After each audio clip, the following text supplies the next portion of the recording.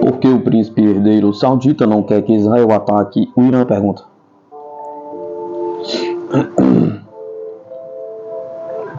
O príncipe herdeiro saudita Mohammed bin Salman alertou Israel sobre ataques ao Irã em uma cúpula da Liga Árabe e da Organização para a Cooperação Islâmica em Riad. O príncipe herdeiro enfatizou que a comunidade internacional deve fazer com que Israel respeite a soberania da irmã República Islâmica do Irã e não viole suas terras.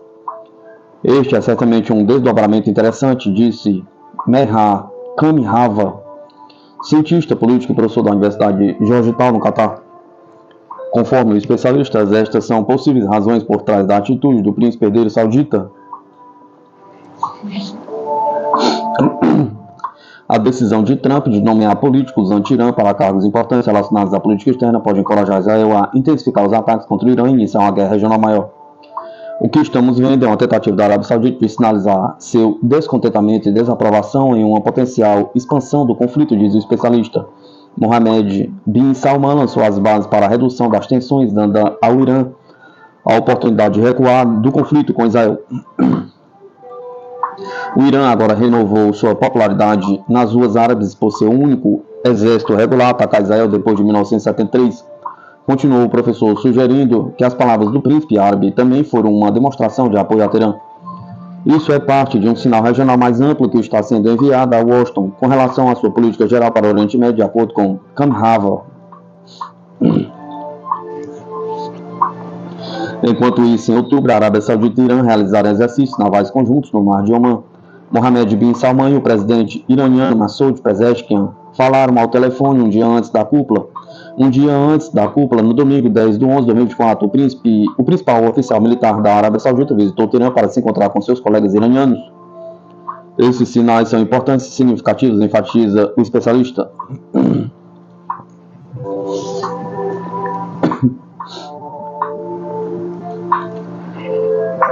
Japão, Estados Unidos e Coreia do Sul realizam a segunda manobra conjunta trilateral Freedom Edge. O Japão, os Estados Unidos e a Coreia do Sul iniciaram as suas segundas manobras Freedom Edge, limite da liberdade no mar da China Oriental. De acordo com o Ministério da Defesa japonês, o exercício Freedom Edge 24.2 está sendo realizado de acordo com um memorando de cooperação e segurança assinado pelos ministros de defesa do Japão, dos Estados Unidos e da Coreia do Sul. Ao assinar o acordo, os ministros comprometem a contribuir para a paz e a estabilidade na Península da Coreia, na região do Indo-Pacífico, bem como em regiões fora das suas fronteiras, sublinha o comunicado. Conforme destacou a entidade militar, em nome do Japão, participam das manobras do destroyer JS Aguro, um avião de patrulha P-3 Orion, caças F-15, Mitsubishi F-2 e o Boeing E-767. Do lado sul-coreano são dois destroyers, incluindo o Rox Hyong, uma aeronave de patrulha P-3 Orion e caças F-15.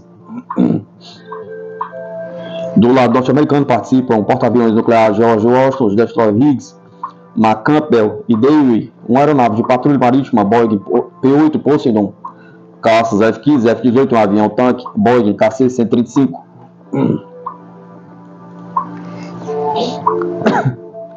Conforme destaca a nota, durante o exercício, os caças de quinta geração vão praticar as defesas aéreas antimísseis e antissubmarinos, além de participar de manobras antipirataria e exercícios para repelir ataques cibernéticos. As manobras trilaterais Freedom Edge são as primeiras manobras a cobrir simultaneamente diversas áreas de interação. A primeira rodada do exercício militar foi realizada de 27 a 28 de junho em terra, mar e cyberespaço.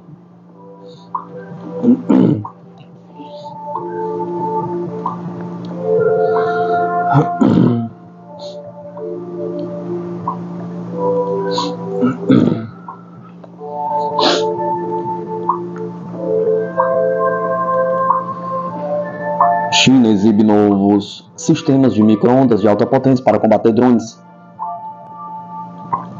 No Air Show China 2024, evento que está sendo realizado na cidade de Zhuhai e Pequim, deu um salto substancial no desenvolvimento de armas de micro-ondas de alta potência, revelando pelo menos 3 sistemas distintos.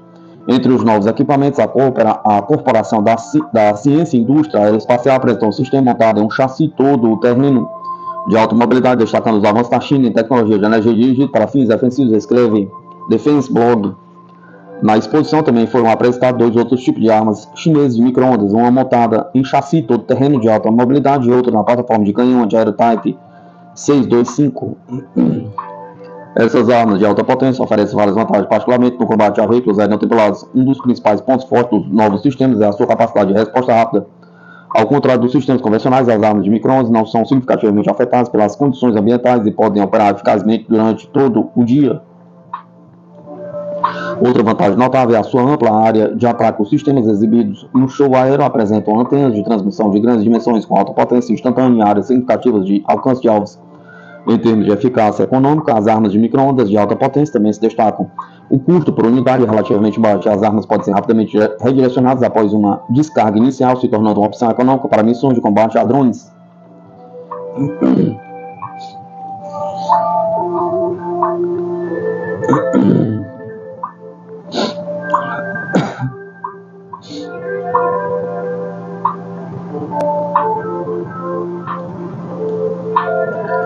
O problema dos mísseis da Marinha dos Estados Unidos, prontidão para o combate,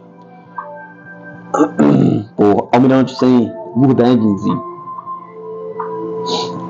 A grande maioria dos mísseis que representam o poder de fogo da Marinha dos Estados Unidos para ataque terrestre, Tomahawk Block 4 e 5, defesa aérea SM-2, 3, 6, ESMS e a guerra de superfície ESMS são lançados de lançadores verticais dos navios de combate. Capacidades VLS dos Estados Unidos. Hoje a Marinha dos Estados Unidos tem 96 células VLS em cada um dos seus 70 contra-torpedeiros da classe DDG-51, 80 células VLS em cada um dos seus 3 cruzadores da classe Suwalt, 122 células VLS em cada um dos seus 17 cruzadores da classe CG-47, 1240 células VLS em cada um dos seus 12 submarinos de ataque nuclear da classe Virginia.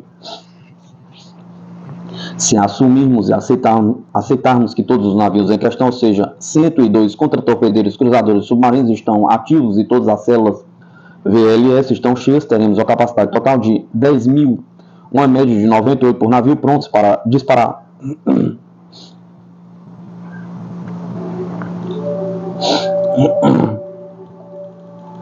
Capacidade VLS dos aliados dos Estados Unidos, por outro lado, enquanto a capacidade total de células VLS da Inglaterra, um aliado inseparável dos Estados Unidos, é de 732 mísseis, 38 por navio em 19 navios. O Japão tem 1.000 mísseis, 62 por navio em 16 navios. E a Coreia do Sul tem 700 mísseis, 41 por navio em 17 navios. Capacidade VLS da China e da Rússia. Se examinarmos a Marinha Chinesa, a maior rival da Marinha dos Estados Unidos, há 112 células VLS em cada um dos 10 contra-torpedeiros da classe 055, 64 células VLS em cada um dos 30 contra-torpedeiros da classe 052D. Vemos que há 32 células VLS em cada um dos 40 contra-torpedeiros da classe 054A, 64 células VLS em cada um dos 3 navios de assalto anfíbio da classe 075, 48 células VLS em cada um dos 2 porta-aviões da classe 901, e um total de cerca de 5.000 mísseis de capacidade de 85 navios, uma média de 58 por navio. Essas células de mísseis podem disparar mísseis HK-10, HK-16 para fins de defesa aérea, mísseis antinavio, YJ-12, YJ-83, uma guerra de superfície, mísseis YJ-18 para missões de ataque terrestre. Não há sistema VLS em submarinos chineses. A capacidade da Rússia aliada da China é de 828 mísseis, 26 por navio em 32 navios submarinos, alterando carga de mísseis.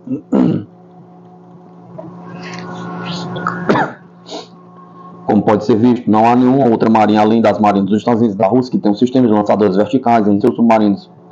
Na capacidade de mísseis lançadores verticais, as cargas de mísseis mudam dependendo da missão do navio. Com a missão principal dos navios de guerra é garantir sua própria sobrevivência primeiro.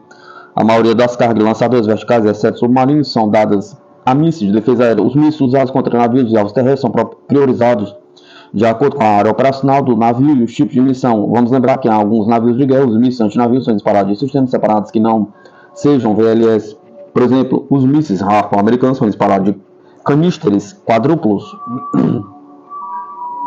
Os Estados Unidos estão muito à frente na capacidade de VLS. Em suma, embora os navios de guerra americanos sejam menores que os chineses em termos de número de plataformas, o A-150 contra 297, eles são 2 vezes maiores em termos de capacidade de mísseis VLS, com 5.000 mísseis contra 10.000, respectivamente. Se a capacidade de 1.000 mísseis do Japão e 700 da Coreia do Sul forem adicionados a esse número, vê-se que a situação é claramente desvantajosa para a China. VLS sozinho não é um critério, considerando que a maior rival naval dos Estados Unidos é a Marinha Chinesa. E se fizermos uma avaliação para o cenário da ilha de Taiwan em paralelo com as condições atuais do Teatro de Operações do Pacífico, precisamos olhar para 3 áreas. A primeira é o número de navios com capacidade VLS que a Marinha dos Estados Unidos pode operar no Teatro de Operações do Pacífico Ocidental em paralelo com a prontidão geral de combate. A segunda são os processos de aquisição dessas armas e a terceira é a logística geral para o suporte da Marinha dos Estados Unidos no Teatro de Operações do Pacífico. Os Estados Unidos têm um número de navios VLS prontos para o combate. De acordo com as estatísticas do próprio think tank naval dos Estados Unidos, o USNI, em 4 de novembro de 2004, o poder de combate da Marinha dos Estados Unidos era de um total de 295 navios, 235 navios de combate, 60 navios auxiliares, 98 desses navios, 69 navios de combate e 29 navios auxiliares. Estava em status implantado longe de suas bases. Apenas 75 desses navios estavam em andamento. O USNI não especifica quantos dos 75 navios são navios de combate da Marinha e quantos são navios auxiliares. Se assumirmos que 20 são navios auxiliares, em 4 de novembro, o número de navios de combate em movimento em todos os mares dos Estados Unidos é de 55 navios. Se considerarmos que um total de 112 navios de combate tem sistemas VLS, e que isso constitui 43% do total de 235 navios de combate, então o cálculo aproximado mostra que 20 a 25 dos 55 navios em movimento em todos os oceanos e mares em 4 de novembro de 2024 têm capacidade VLS.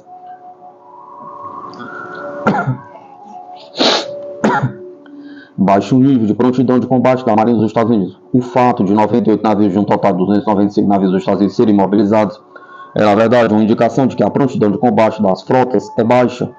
De acordo com essas estatísticas, o nível de prontidão de combate da Marinha dos Estados Unidos é de cerca de 40%, além do fato de que levará anos para levar os navios restantes ao status de prontidão de combate. Também deve ser observado que o número médio de navios de guerra mantidos na frota de reserva dos Estados Unidos, que serão usados na mobilização, tem mais de 40 anos e estão em más condições. Se aceitarmos que alguns dos navios em suas bases principais estarão prontos para o combate em um curto espaço de tempo, em tempo de guerra, podemos aceitar que esse nível de 40% seja cerca de 50% com maior otimismo. O comando das Forças Navais dos Estados Unidos pretende aumentar esse valor muito baixo para 80% em 2027, sob o projeto 33. No entanto, as atividades planejadas de manutenção e reparo da Marinha dos Estados Unidos hoje estão 7 anos atrasadas em relação ao cronograma. Esta é uma fraqueza muito séria. Cenário 2027, carga de mísseis.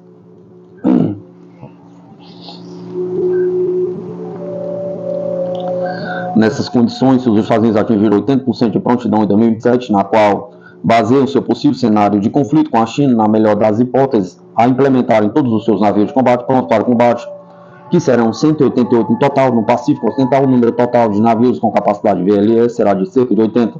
Com esse número, a capacidade total de compartimento de mísseis VLS pode ser avaliada como 8.000. Para a China, que tem um total de 420 navios de combate, o número de navios com capacidade VLS era de 85 navios se todos os navios estivessem prontos para combate. Como o nível de prontidão de combate da China é maior do que o da Marinha dos Estados Unidos em termos de número de estaleiros e número de pessoal qualificado, se o nível de prontidão de guerra de 90% for aceito, chegamos a 76 navios com capacidade VLS. Em outras palavras, podemos falar sobre uma paridade aproximada das capacidades VLS entre os Estados Unidos e a China no Pacífico Ocidental em 2027. No entanto, deixe-nos lembrar de que a capacidade dos Estados Unidos de lançar mísseis Tomahawk e seus submarinos cria uma grande vantagem. Os Estados Unidos têm 300 capacidades VLS em seus 22 submarinos de ataque nuclear da classe Virginia. Se considerarmos que 16 desses navios serão enviados à região com 80% de prontidão, o fato de que pelo menos um total de 240 mísseis serão disparados debaixo d'água oferece uma grande vantagem para os Estados Unidos. Enquanto isso, devido à intensa necessidade de defesa aérea nas cargas de mísseis VLS dos navios de superfície americanos, podemos assumir que 75% da carga será de defesa aérea e o restante serão mísseis antinavio e de ataque terrestre.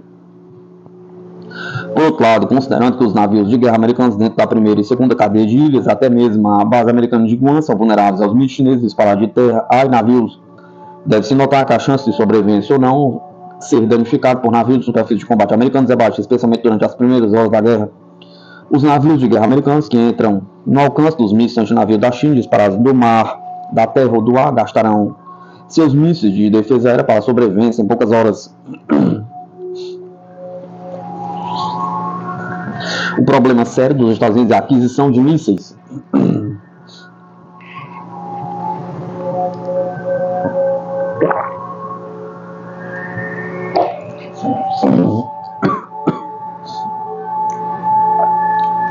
Embora a Marinha dos Estados Unidos seja a que tem a maior capacidade de disparo de mísseis VLS do mundo, depois que esses mísseis são disparados, eles precisam ser substituídos por novos.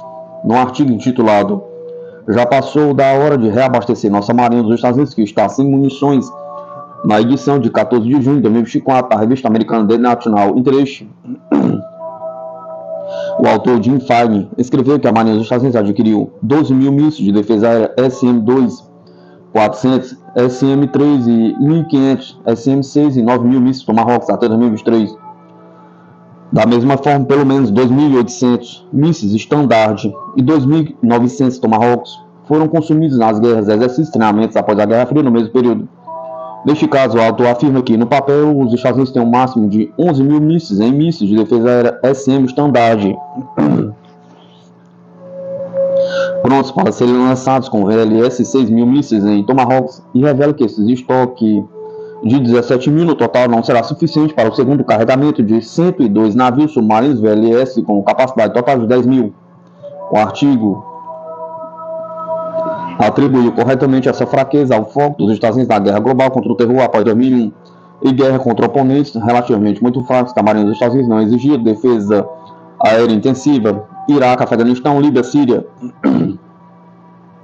Essa situação naturalmente reduziu significativamente a necessidade de mísseis VLS, exceto Tomahawks. De acordo com o mesmo artigo, o Pentágono comprou 125 SM-6S todos os anos desde 2017. Também adquiriu 122 70 e 68 novos Tomahawks em 2021, 2022 e 2023, respectivamente. Curiosamente, o presidente dos Estados Unidos não aprovou a nova ordem Tomahawk para o orçamento de 2025. Mísseis acabando devido a Israel. Por outro lado, a principal razão pela qual o número de mísseis de defesa aérea dos Estados Unidos está diminuindo rapidamente hoje é que os navios de guerra com capacidade VLS dos Estados Unidos estão lançando dezenas de mísseis para evitar ataques de mísseis do Irã e do Hezbollah no Líbano, nos conflitos armados no Oriente Médio. No artigo intitulado "Destruir mísseis Houthis iranianos custou aos Estados Unidos 1 bilhão por Peter Susil", na revista americana The National Interest, datada de 17 de abril de 2024.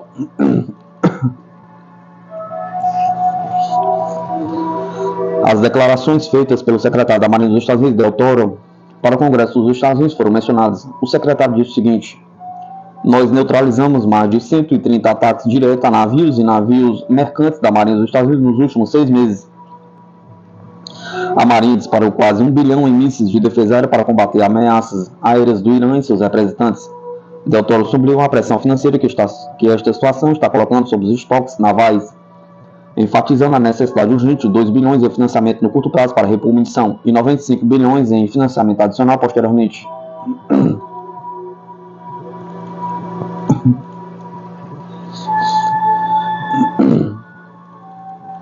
Os Estados Unidos estão esgotando seus estoques essenciais. Nenhum navio de guerra dos Estados Unidos equipado com o sistema VLS foi atingido por um míssil Houthi ou iraniano. Mas a guerra de atrito no Mediterrâneo e no Mar Vermelho está corroendo os recursos reservados para o próximo grande conflito com a China. Por exemplo, o SM-3, que é adequado para interceptar mísseis balísticos de longo alcance fora da atmosfera, custa entre 9,7 milhões e 27,9 milhões, dependendo do alcance.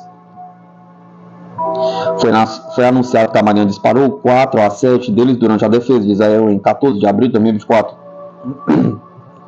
De acordo com o Wall Street Journal, em 29 de outubro de 2024, navios de guerra americanos gastaram um total de quase 100 mísseis de defesa aérea no valor de 1,8 bilhão no Mediterrâneo e no Mar Vermelho no ano passado, quando foram adicionados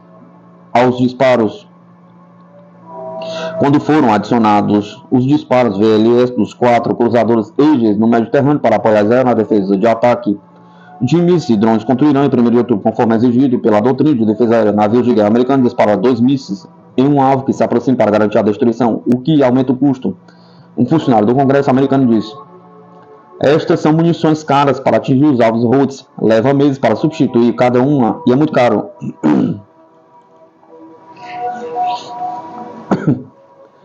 Por outro lado, a indústria de defesa dos Estados Unidos não usa esses mísseis apenas na Operação Guardião da Prosperidade, realizada contra os Houthis no Mar Vermelho para proteger navios mercantes. Em caso de guerra, esses navios VLS protegerão grupos de ataque de porta-aviões, considerando que os Estados Unidos têm 11 grupos de ataque de 11 porta-aviões. Em caso de guerra, pelo menos 55 navios com capacidade VLS terão de ser alocados exclusivamente para essa tarefa.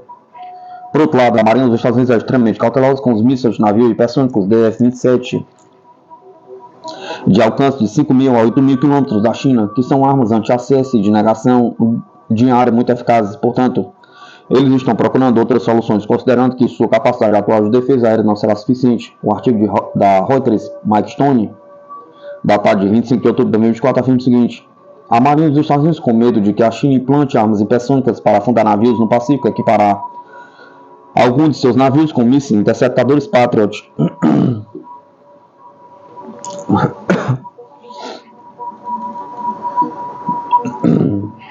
Nos detalhes desta notícia, entendemos que a integração de mísseis PAC-3 em navios de defesa aérea da classe Aegis será iniciada. A notícia enfatiza que os PAC-3 foram bem-sucedidos em abater mísseis hipersônicos na guerra Ucrânia-Rússia. MIC. O complexo industrial militar não está pronto. O principal problema é que a Marinha dos Estados Unidos e a indústria de defesa não tem infraestrutura de produção projetada para uma guerra de atrito em larga escala na Europa ou no Oriente Médio. Considerando que a guerra real ocorrerá no Pacífico, as frentes ucranianas e israelenses causam vulnerabilidades nos planos da indústria de defesa americana. Os Estados Unidos estão gastando os mísseis que usaram na guerra com a China. Os Estados Unidos estão gastando os mísseis que usaram na guerra com a China no Mediterrâneo e no Mar Vermelho. Por outro lado, o SM-2S de curto alcance custa um pouco mais de 2 milhões cada e o SM-6S custam aproximadamente 3,9 milhões. No entanto, o mais importante é que a produção de mísseis SM-3 leva 2 anos no máximo, 3 anos no máximo.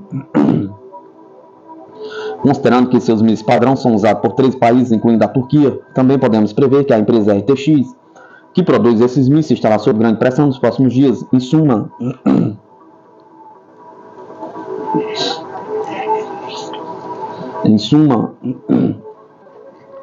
os Estados Unidos enfrentam uma séria ameaça aérea de seus rivais.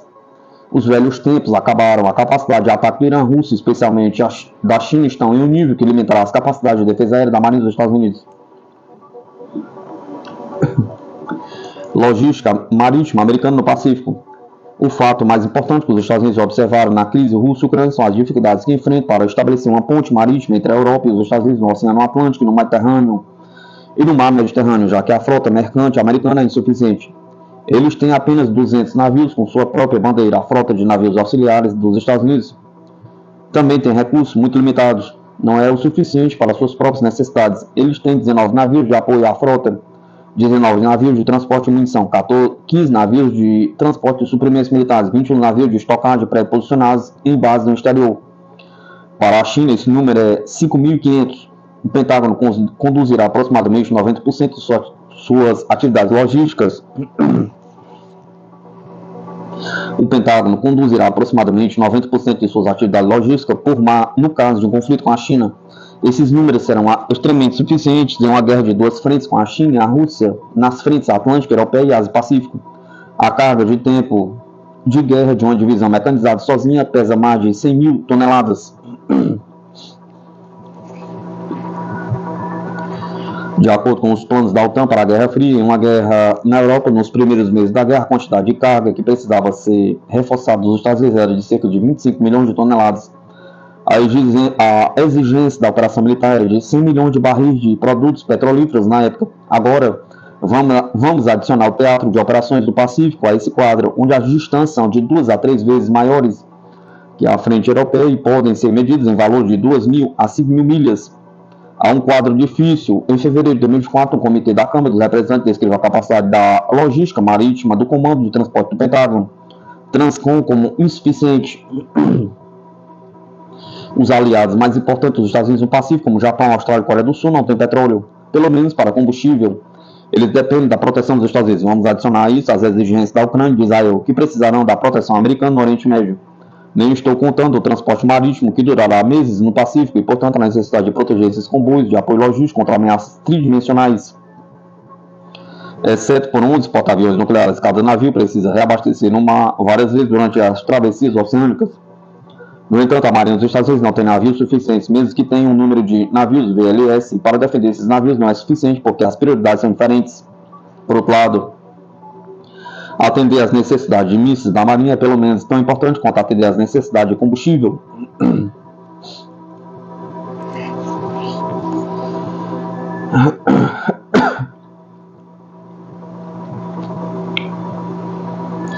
Os navios de superfície esgotarão suas cargas de mísseis padrão nos primeiros dias da guerra, e os disponíveis não permitirão uma segunda carga completa de qualquer maneira. Se uma guerra Irã-Israel estourar e os Estados Unidos forem atraídos para a guerra com o Irã, podemos dizer que os estoques diminuirão muito mais rápido e não serão suficientes para uma única carga, muito menos uma segunda carga até 2027. Por outro lado, a transferência desses mísseis fabricados na pátria para a Marinha e carregá-los em navios no teatro de operações do Pacífico sob a ameaça de mísseis chineses é uma área problemática separada.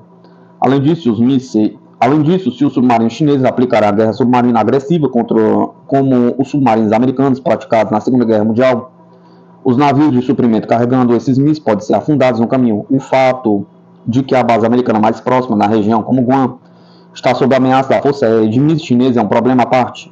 Em suma, embora as capacidades VLS dos Estados Unidos sejam o dobro da China, não é fácil dizer que essa situação fará uma diferença séria na guerra Estados Unidos-China, que será travada longe da pátria.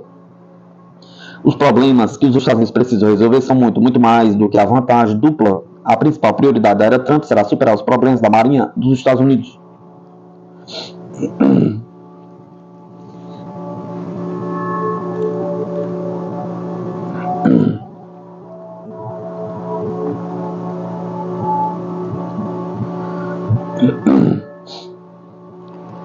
França recorre a reformados da indústria de defesa para manter o fluxo de armas durante a guerra.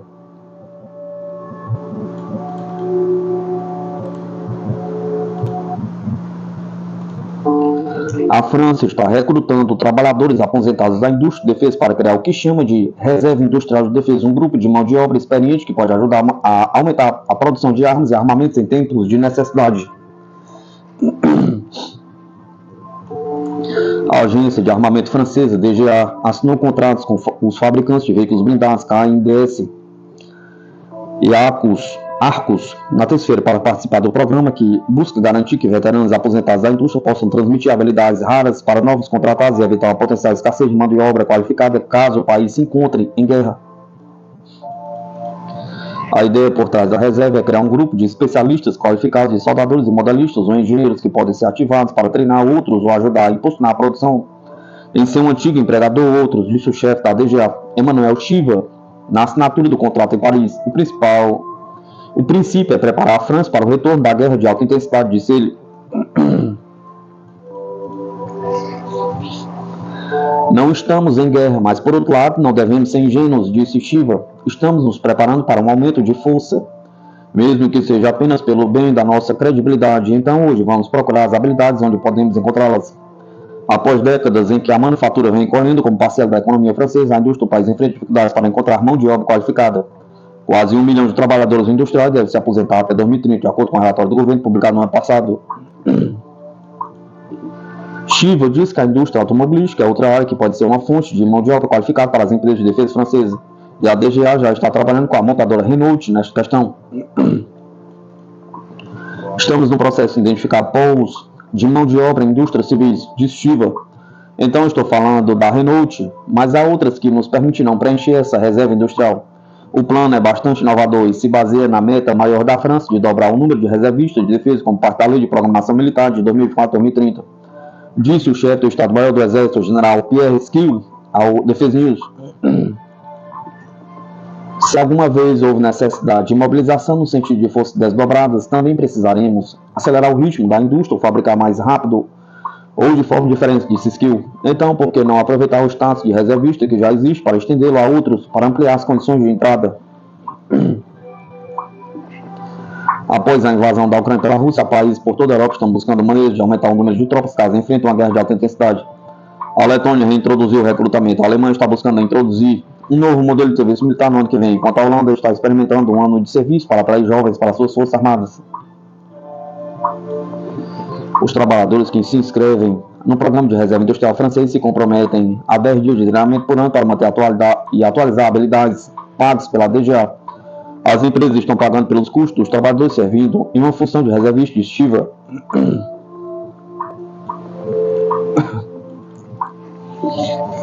Os reservistas que ingressam na indústria devem ter nacionalidade francesa e terão status militar como oficiais não comissionados ou oficiais, com remuneração no mesmo nível que os militares ativos da mesma patente.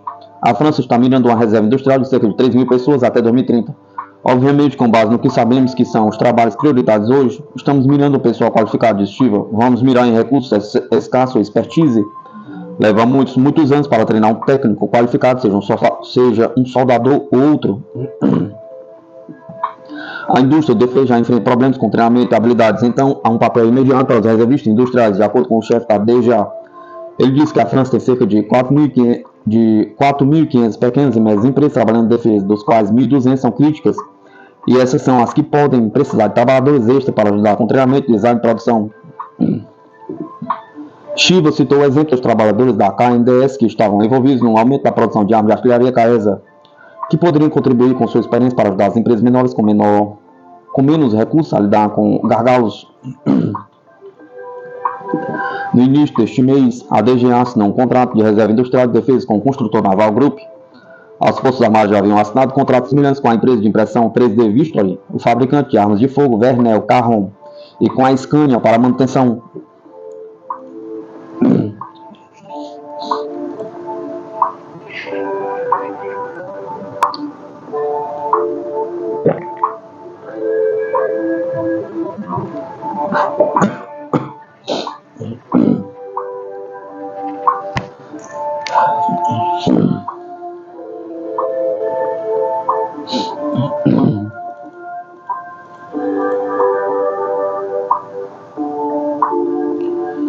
Com embarcações iranianas da classe PCAP-3, a Marinha venezuelana expande sua capacidade de defesa, podendo intensificar tensões marítimas com o Brasil, já que esses navios lançam mísseis antinavio de até 35 km. Imagens surgiram nas redes sociais mostrando esses navios da Marinha venezuelana armados com mísseis em águas venezuelanas, confirmando relatos anteriores sobre a aquisição. O especialista naval Ri Sutton informou anteriormente que a Venezuela recebeu do Irã pelo menos 4 embarcações da classe PAICAP-3, cada uma das quais pode transportar até 2 navios antinavio do tipo Coulsar, com um alcance de lançamento de até 20 km e uma ogiva de 29 kg, ou NAS-1, com alcance de até 35 km e uma ogiva de 150 kg, 2 torpedos antinavio leves e várias metralhadoras de grande calibre.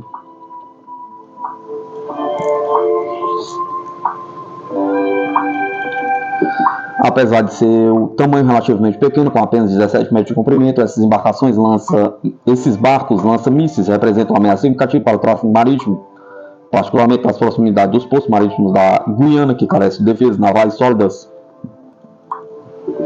De acordo com as informações publicadas pela Conflix W, foram observados movimentos navais envolvendo lanche de mísseis Zolfagar PK-3 nas proximidades do Golfo de Paria, uma massa de água estratégica localizada na costa nordeste da Venezuela.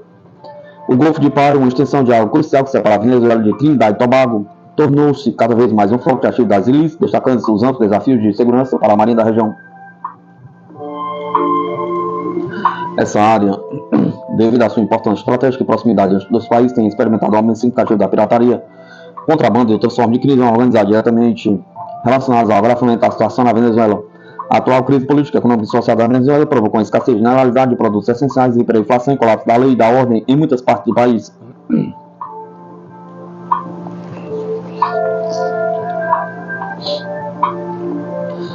A lança-mísseis da classe PAICAP-3 tem um deslocamento de 3,75 toneladas e mede 17,3 metros.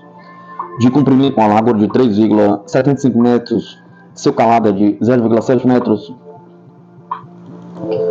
A embarcação, obtida pela Marinha da Venezuela, é impulsionada por 2 motores a diesel, totalizando 2.400 cavalos de potência e opera em uma única hélice. Isso permite que ela atinja velocidade de até 52 nós, 96 km por hora. O navio requer uma tripulação de 3 pessoas para operar. Ele é armado com 2 lança-mísseis antinavio individuais e 2 metralhadoras de 12,7 mm.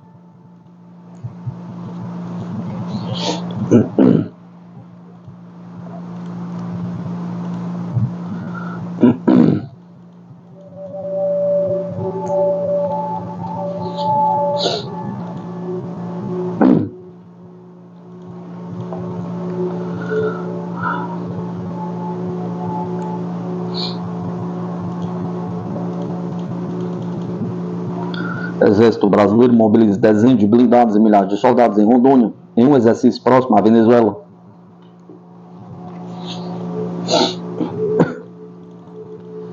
Em um movimento que busca reforçar a segurança nas fronteiras e aprimorar as capacidades de defesa, o Exército Brasileiro anunciou o início de um exercício militar de grande escala no município de Campo Novo de Rondônia. A operação mobilizará dezenas de veículos blindados e milhares de soldados em simulações que reproduzem o cenário de combate real. Este treinamento, que faz parte de uma série de manobras estratégicas, ocorre em meio a um contexto de tensões crescentes na fronteira norte do Brasil com a Venezuela, especialmente na região de Roraima. Nos últimos meses, a fronteira entre o Brasil e a Venezuela tem sido marcada por uma crescente hostilidade. De acordo com relatos, forças de segurança venezuelanas associadas ao governo de Nicolás Maduro teriam adotado uma postura agressiva na região, com declarações e movimentos que levam a atenção entre os dois países. A situação vem gerando preocupação entre as autoridades brasileiras e a população local, especialmente em Roraima, onde os moradores relatam um clima de incerteza e receio. Este ambiente tem se agravado por um contexto geopolítico delicado. O governo brasileiro tem criticado a situação política interna da Venezuela ao lado de parceiros internacionais. Enquanto Maduro intensifica a presença de forças militares e policiais na região da fronteira com a segurança nacional e destaca as forças armadas brasileiras, intensificaram o monitoramento de atividades venezuelanas e buscaram a integridade territorial brasileira. O exercício, que terá início nos próximos dias em Campo Novo de Rondônia, faz parte de um esforço contínuo das Forças Armadas para aprimorar a resposta à ameaça das fronteiras, coordenado pelo Departamento de Comunicação Social do Exército. O treinamento mobilizará um contingente expressivo de tropas e equipamentos militares, entre eles blindados e outros veículos de combate, simulando uma situação de confronto. A prefeitura local emitiu um comunicado à população afirmando que, embora a movimentação de tropas e veículos seja intensa, trata-se apenas de um exercício, não representa uma emergência real. As autoridades reforçam que todas as ações serão executadas com o máximo de segurança, garantindo que o cotidiano dos moradores não seja afetado. Além de ser o treinamento tático,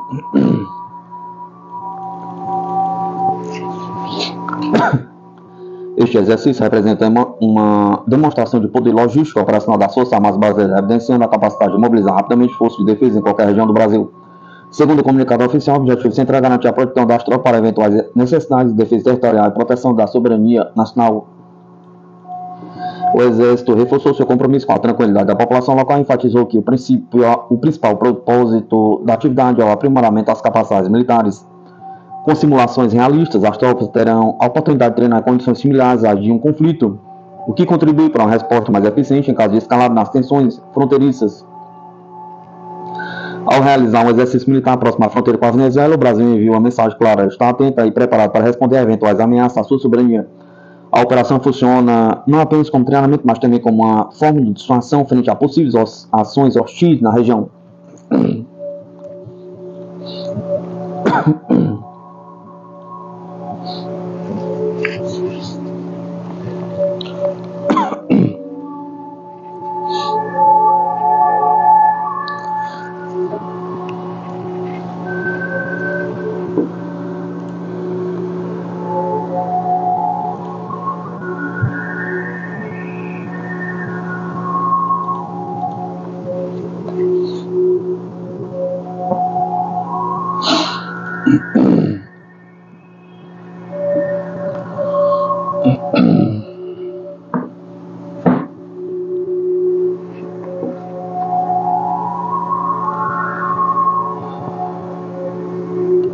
Beligerância ou reconciliação? Pergunta. Ex-militar sueco revela 2 opções de relações da União Europeia com a Rússia. A Comissão Europeia pode redirecionar cerca de 392 bilhões de euros dos fundos de coesão de 2021 e 2027 para apoiar suas indústrias de defesa e projetos de mobilidade militar, informou o The Financial Times. O conflito na Ucrânia e o retorno de Donald Trump à Casa Branca provavelmente imporão pressão sobre a União Europeia para aumentar os investimentos em defesa, segundo o jornal. Após a vitória de Trump, os líderes europeus não podem mais contar com o apoio dos Estados Unidos e só tem duas opções: reaproximação, retomada da boa vizinhança com a Rússia ou a contínua beligerância com consequência de corrida armamentista e risco de escalada. Relator Mikael Waltersson, ex-oficial militar sueco e ex-chefe do gabinete do Partido Democrata Sueco. Infelizmente, a maioria dos líderes europeus estão apoiando a segunda alternativa. Muitos do bloco gostariam de se tornar independentes dos Estados Unidos em termos de defesa, mas isso exigiria orçamentos militares gigantescos que os países europeus não são capazes de pagar, argumenta Waltersson. Sem os Estados Unidos, a União Europeia tem capacidades de projeção de poder muito limitadas e ainda menos capacidade de dissuasão nuclear. Explica ele: construir e manter uma forte capacidade nuclear será extremamente caro para os limitados orçamentos de defesa europeus. O presidente Vladimir Putin tem repetidamente apelado para discutir a segurança europeia comum para todos. Uma política europeia sábia neste ambiente seria buscar melhores relações com a Rússia, disse Waltersson. Melhores relações com a Rússia é também um sentimento com apoio crescente entre a população europeia. Mas não é improvável que nos próximos anos sejam eleitos vários novos governos que compartilhem a vontade de uma aproximação com a Rússia, concluiu o ex-militar sueco.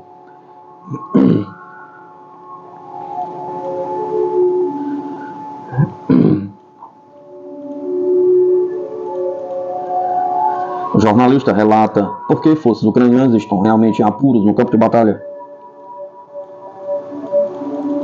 O exército ucraniano está em grandes dificuldades por causa da falta de infantaria e suprimentos militares, disse o correspondente da Sky News na Ucrânia, Stuart Ramsay. As forças armadas da Ucrânia estão realmente em apuros. Eles não recebem os suprimentos suficientes de que precisam. O ponto crítico é que eles estão ficando sem infantaria. Eles têm que usar tanques americanos em manobras de infantaria apenas para apoiar os combatentes, porque não tem homens suficientes no terreno para realizar ataques, relatou Ramsay. De acordo com ele, entre os militares do exército ucraniano, ninguém sabe como a situação vai se desenvolver, especialmente se a Ucrânia deixar de receber ajuda de aliados ocidentais, incluindo os Estados Unidos. Anteriormente, Donald Trump havia prometido que poderia alcançar uma solução negociada para o conflito ucraniano. Ele havia declarado em várias ocasiões que seria capaz de resolver o conflito da Ucrânia em um dia. A Rússia considera que este é um problema muito complexo para uma solução tão simples. Além disso, Trump tem criticado repetidamente a abordagem dos Estados Unidos em relação ao conflito ucraniano.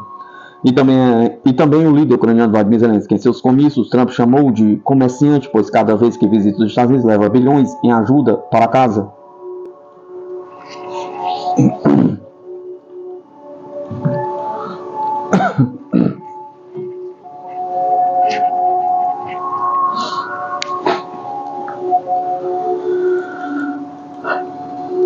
Mídia: Kiev reconhece colapso de suas forças e avanço da Rússia em Donbás é mais rápido desde 2022. Autoridades ucranianas reconhecem que as forças russas estão avançando em Donbás mais rápido que em qualquer outro momento desde a escalada do conflito, e Kiev diz que suas defesas estão colapsando devido à escassez de combatentes, relatou o Financial Times. Autoridades militares ucranianas e especialistas internacionais esperam que o conflito entre em uma fase crítica nos próximos meses, segundo o jornal. Já que ambos os lados estão lutando por vantagem territorial antes da posse de Donald Trump. O artigo sugere que uma batalha-chave também está se formando na região de Kursk, partes da qual a Ucrânia invadiu em agosto, implantando algumas de suas unidades mais bem equipadas. Essa força invasora foi, no final das contas, contida pelas tropas russas. O jornal aponta que, enquanto Kiev está direcionando recursos para reforçar sua incursão na região de Kursk, as defesas ucranianas de Donbás estão se desmoronando devido à escassez de combatentes e munições. As tropas russas têm intensificado nos últimos meses os ataques no leste, onde as tropas ucranianas têm estado incapazes de manter a linha de frente. A idade média já está acima dos 40 anos em várias brigadas e não parece haver reforços suficientes chegando à linha de frente, destacou Franks Stefan Gade, um membro associado do think tank do Instituto Internacional de Estudos Estratégicos em Londres.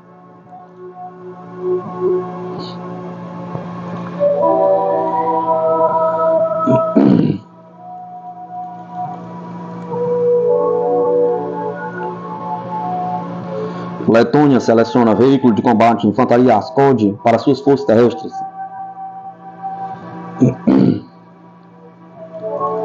O Ministério da Defesa da Letônia selecionou o veículo de combate infantaria Ascod para as Forças Armadas do país. As autoridades esperam que as negociações de aquisição com a fabricante GDELS Santa Bárbara Sistemas sejam concluídas até o final deste ano ou início do próximo. Em uma declaração, o ministro da Defesa da Letônia, Andris Spruds, disse que o veículo rastreado reforçará as capacidades operacionais das Forças Armadas do Estado Báltico. Especialistas do Ministério da Defesa das Forças Armadas conduziram uma análise completa para selecionar os veículos de combate mais adequados às nossas necessidades, disse Spruds. O ministro não revelou o número de veículos a serem comprados nem o valor estimado no contrato planejado. No entanto, o porta-voz do Ministério da Defesa disse ao Defesa News que o país pretende gastar cerca de 250 milhões de euros em novos veículos de combate. O Ministério da Defesa da Letônia está planejando comprar novos veículos de combate de infantaria para aumentar a mobilidade, o nível de proteção e poder de fogo das forças terrestres dos porta-voz. Enquanto isso, o Ministério letão também está avançando em outras aquisições para o exército do país. Por exemplo, Riga está planejando comprar obuses autopropulsados com rodas, de acordo com o porta-voz. Com sede na Espanha, a GDELS Santa Bárbara Sistemas faz parte da General Dynamics Europa Land Systems. Os veículos Ascod são atualmente operados pelas Forças Armadas da Espanha, Áustria, Reino Unido, Estados Unidos e Filipinas, disse o Ministério da Letônia.